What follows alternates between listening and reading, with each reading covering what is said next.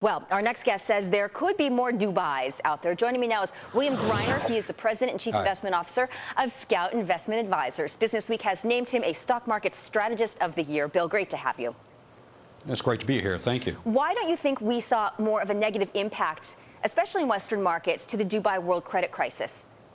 Well, you know, Warren Buffett, who lives in Omaha, just a little northwest of Kansas City, said once, and I think this is really true, that when the economic tide is going out, you find out who's wearing swimsuits and who isn't. And indeed, it looks like Dubai was caught without a swimsuit on or that kind of thing. And we're finding really where the holes are in the world's economic fabric with this economic recession we're dealing with.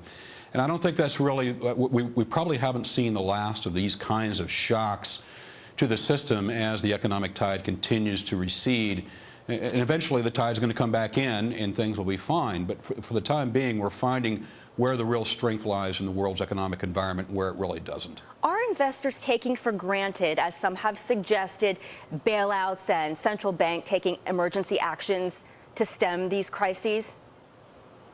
Well, yeah, they are. And I think in general things are a lot better now than they would have otherwise been, just from the standpoint that the world's central banks are flooding the markets with capital.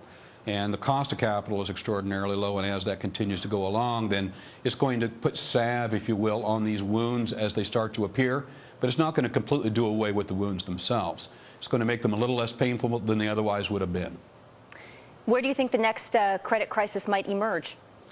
Well, you know, that's a real good question, and we've talked about that in our office, and we continually look for those issues.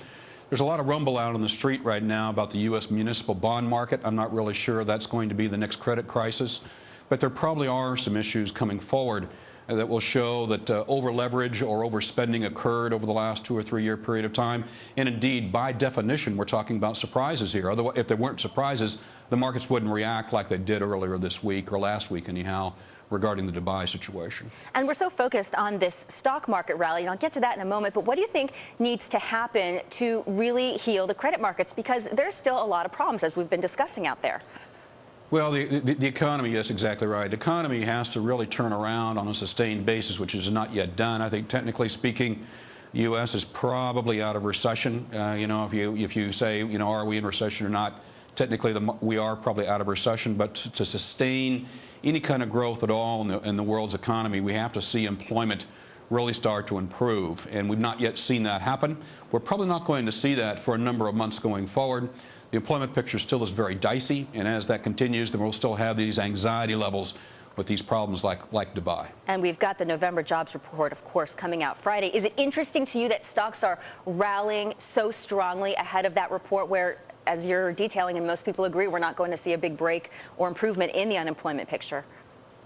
Well, I think the risk trade, basically speaking, has been on now for the last 9 months, and that continues. As long as you mentioned before, as long as the Federal Reserve and other central banks continue to flood the markets with money, then that money has to find some place to go. And in general, bond markets and stock markets have been the recipients of much of that capital over the last 9 months. All right. My thanks to Bill Greiner of Scout Investment Advisors. It's great to have you on the show. My pleasure. Thank you very much.